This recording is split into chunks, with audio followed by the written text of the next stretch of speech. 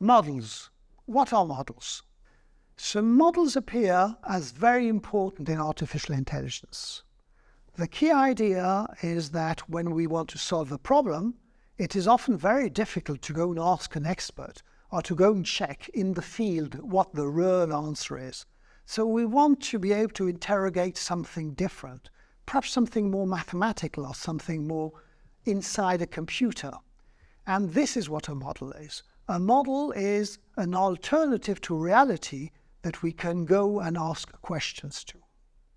A simple analogy for models is maps. So when we consider maps, the first question is, where do they come from? And historically, there has been a huge history of building maps. First, because there were explorers that were going all over the world to bring back maps and build better and better maps. And then little by little, the maps were being built through images by balloons and then images through satellites. The same sort of history applies in the case of artificial intelligence. The first models were hand-built, sort of human experts were building these models. And nowadays, most models are built by machine learning. Machine learning algorithms are going to interrogate data and transform the data into the maps, which in this case are called models. The second thing we want to know about maps and models is that there can be various different maps. There are maps to drive a car with, there are maps to go on your bicycle, there's maps which are large scales and maps which are less large scale. And since there's different purposes, well, these maps have been tuned for the purpose and the necessity of each case. Same works with models. If I want to have a model of what a student is, I may have a model which is based on the fact that I'm trying to predict the grades the students will have, or perhaps I'm trying to predict something completely much more ambitious, in which case I will have a different model. And in each case, I might want to use an algorithm that can be different. The third thing is understanding that having a map isn't just the answer to everything.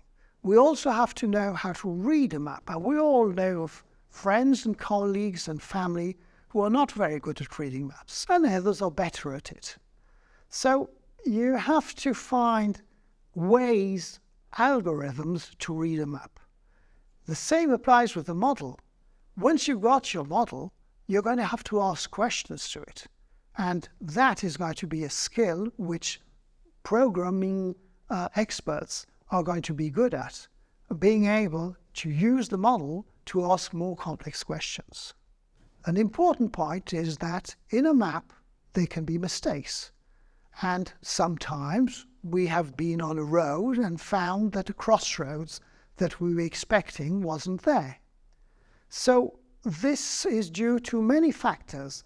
Perhaps the measurements have been done wrong, perhaps there's been changes on the road, and perhaps you have some bias, meaning that the map has been intended for one usage and you need it for something else. The example I give is a map of a tube in a city which may not give you which way to go if you need actually a special type of services.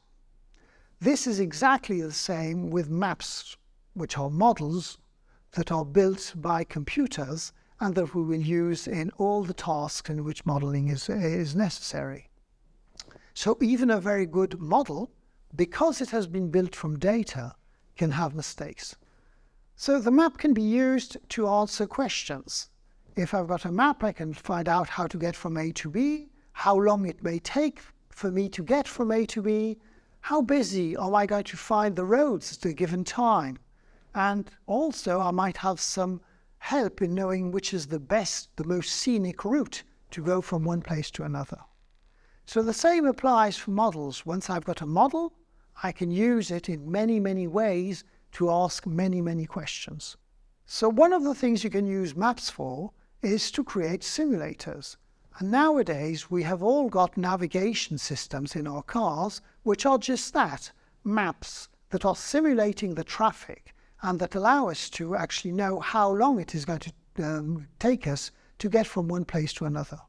The same works for a sailor. If you're sailing a boat, you can also use the map to take into account the wind conditions and find the best route.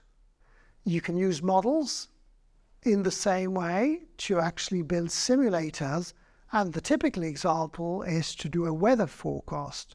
You're just running your model to predict what the weather is going to be in the next few hours, and therefore know if you need an umbrella or not.